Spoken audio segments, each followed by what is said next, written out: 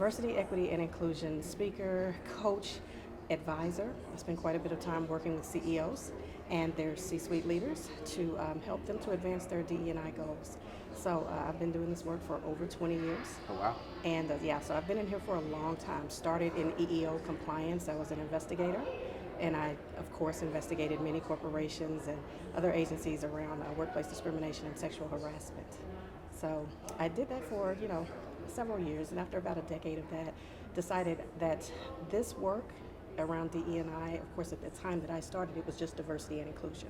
We were only talking about those two areas. But, in investigating, I found that there were a lot of conflicts that arose just out of people not understanding differences. And we're in the workplace the majority of our lives. We spend a considerable amount of time there. So that's what intrigued me about DE&I, is really understanding how to support folks in overcoming those differences and really learning how to appreciate, respect them, and use them to our advantage to be able to make work a better experience, a healthier experience for everyone. Oh, I love that. I think we've all, obviously, the term and the concept has been floating around quite a bit, but maybe can you educate me a little bit on what these terms mean and how you think about them and maybe what the distinctions are? Absolutely. I do a considerable amount of that in my work, not only educating, but re-educating, if you will, and correcting misinformation. We're living in a time now where we've got a lot of legislative challenges going on against DE&I work, and a lot of that has been because people don't understand what it really is. And those challenges are, as I read through much of the legislation that's being enacted and I see the language around it, what I realize is folks have or need to ask just the question that you've had, right? What really is happening when people are in these places and having this conversation? And diversity in and of itself, DE&I, is often the way we see the acronym being used. And what I always do is I change it around. I use the same 3 letters because I think that foundationally, and this is just my perspective after spending so many decades in the work, my perspective is specific around the fact that diversity, inclusion, and equity are enough if we truly understand what they are. Belonging, accessibility, all of those things, if we're actually doing D, I, and E the right way, we're following the process that it actually has created as a foundation, then we'll get to those places of belonging and accessibility. Those are things that actually are incumbent upon individuals who are experiencing DI and E done the proper way, that they will come to conclusions on. But diversity is just about recognizing our differences, right? Recognizing that we're not all the same, and that can be a good thing. It can create a competitive advantage for companies, and it certainly makes life more adventurous, more fulfilling, more exciting as we lean in with a level of curiosity and trying to understand those differences. Inclusion is about having that interaction that leads to the conversations, opens the door for folks who are different from us to be able to really speak into that experience. We often have situations where we have an idea of what we want to accomplish whenever we engage one another. You had goals for this interview, I had goals for these interviews, but inclusion is about having a conversation about where is it that we hope to go together? What is it that we hope to achieve together? And equity in and of itself is more about what can I do to help make sure that you get to the same place that I'm in, that you have opportunities and access to those, even if it means that sometimes we need to make sure that we create more openings, more opportunities to right some wrongs that maybe neither one of us created, neither one of us led to, causing any systemic challenges or differences or disadvantages. But let's take a look at where we are today. Look at where we are right now, and let me know what you need. What can I do to be there to support you and lift you up? So when you have diversity and you recognize, hey, we need to improve diversity, what we're saying is we need to improve access. We need to improve access, make sure that people who are different from us have access. When we're talking about inclusion, what we want to do is make sure that people are there, they're present, and we're listening to them. They have an opportunity to have a platform to express who they are, where they've come from, what their perspectives and experiences have taught them, and how can we benefit from all of that together. And equity says, you know what, if some of those experiences and those differences have created disadvantages for you, if they have caused you to not be able to even be fully present in a room when we're looking for inclusive interaction, then let's talk about what we need to do to make that better. Now, we're sitting here, it's January 2024 right now. Yes, believe it or not. Right. I had a lot of these conversations last year. It feels to me like the tenor has changed a little bit over the last year. Yes. Can you speak to that a little bit? Like, what is the state of the work that you're doing, DE&I in general, as we move into 2024, it seems like it's more of a hot button topic. It seems like it's just raising the temperature a little bit. You know, we had a time after 2020, you know, when we were all in our homes because of COVID, where we were exposed to some of the horrific injustices around racial inclusion and racial justice and what have you. We also had a global pandemic that we were dealing with, and we were all in a place of rest, a place of where we were all settled, and we had an opportunity to listen and be open to understanding, or at least becoming more aware of experiences of those who were different from us. Some of us, it wasn't very new.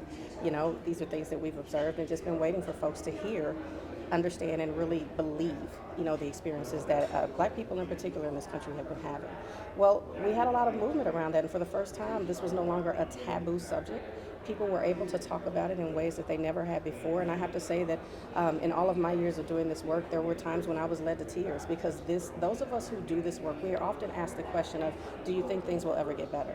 And in order for us to continue to do this day in and day out, we have to believe that. We have to hold on to hope that the goodness, the decency of everyone will overcome, you know, any challenges that we've had. For the first time in all of the years of doing this work, during that period, 2020 to 2022, I finally saw things taking a turn for the better. And I was very moved by that. But here's the thing, what's happened is what typically happens. The moment we start making progress, then all of a sudden folks who have benefited from the systems being in place the way that they have, where we've had the others and those who have been disadvantaged, those who have been marginalized, the folks who've benefited from that, unfortunately, they've gotten nervous and decided that now's the time to start turning the tide and going back to making, you know, these types of conversations uncomfortable, criminalizing not only the conversations but the work, and accusing folks of things that just simply are not true when it comes to trying to make sure that we all benefit from the rights that we should have in this country. So, you know, that in and of itself, when you talk about the current state, we've got folks who are nervous. Not just the folks who are trying to attack DE&I, but the folks who have been trying to do their best to follow through on pledges, the folks who have been trying to do their best to make things better. They're nervous because they don't know where things are going to go and what they will be subjected to, the repercussions that will come from them trying to do what's right, what we know is necessary for us to get to the place that we all need to be. So when you ask me, you know, where are we, what's happening with it, you know, that actually is not just up to the legislators, it's up to all of us. You know, I think about the founding fathers, and we always talk about this being, you know, a great democracy. We're trying to keep it that way. We keep talking about, you know, how this is a place where everyone can, you know, come and fulfill their dreams. Well, the reality we know is that is not the case, right? That is not the case, and the work that we do is important for making sure that we all can speak into that. The founding fathers founded this country because they wanted to make sure that people had freedoms, and most importantly, that second word is choice. Choice in how to apply those freedoms through representation, and we just simply have not been able to achieve that for everyone. Now, there are conversations that go on about founding fathers and how could they say that it was so hypocritical because at the same time we had slavery and all of these other things going on in the country. And that's absolutely true. My ancestors were slaves.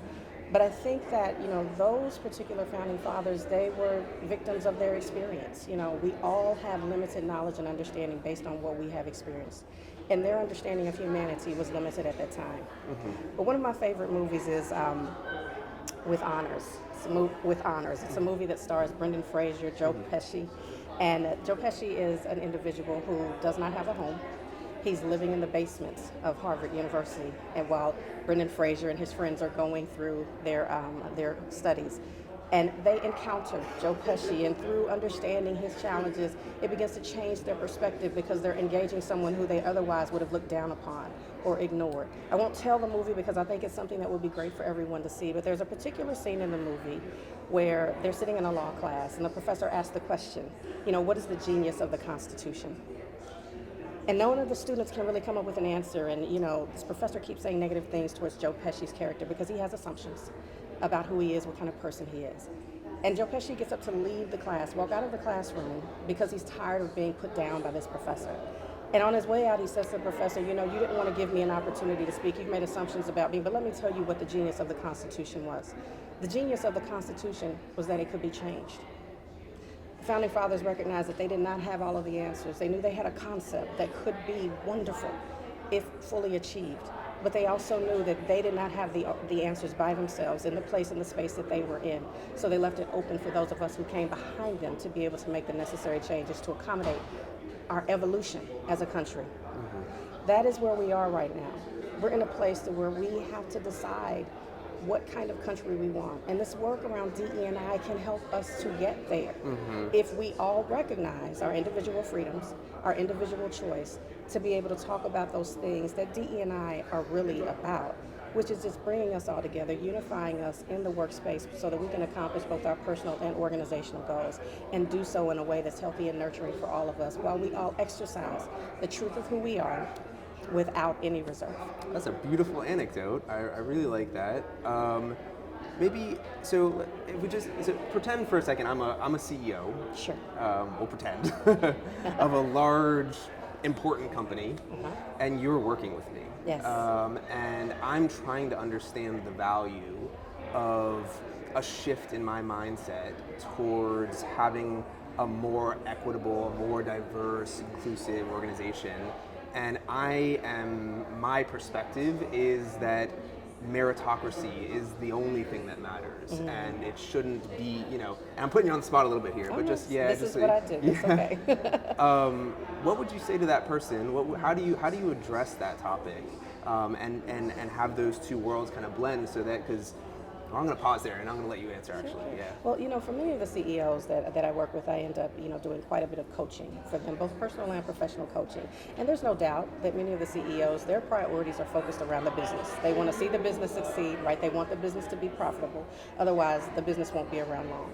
Many want to see their businesses make a difference, at least, take over the market share in their whatever industry they're in. But they also, hopefully, know that they cannot do that without their workforce. Their workforce is their greatest asset.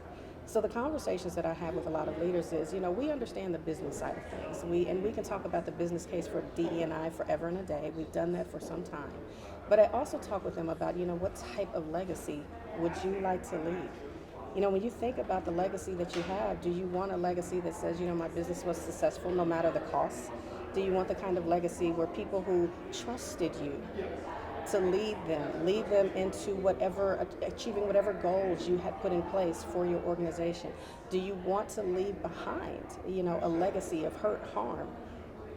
Or do you really want to make sure that when people come to work for your organization, that mission, that vision, the values that you projected really resonated with them, and they really had an opportunity to be able to not only trust but experience that you meant what you said?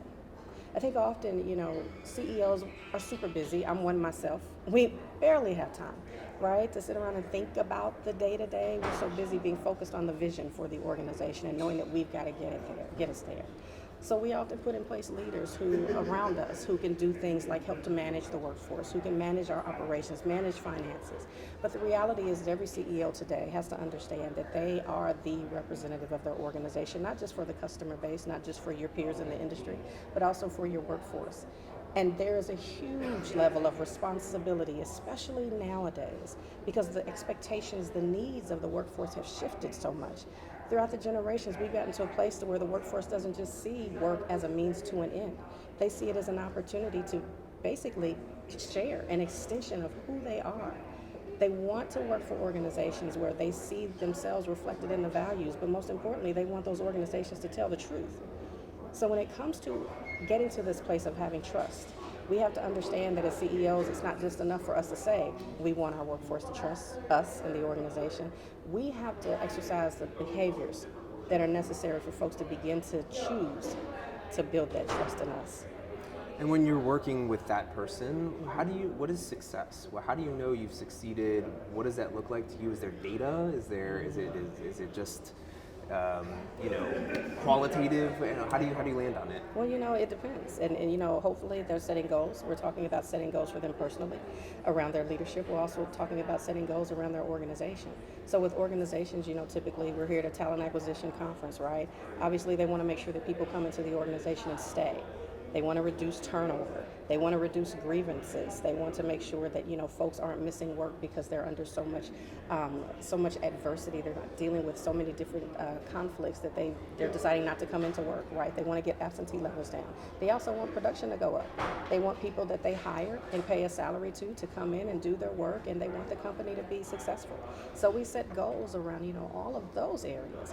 Personally, many of the CEOs, for me, a win is when a CEO says to me, I get it now. I see things differently after working with you.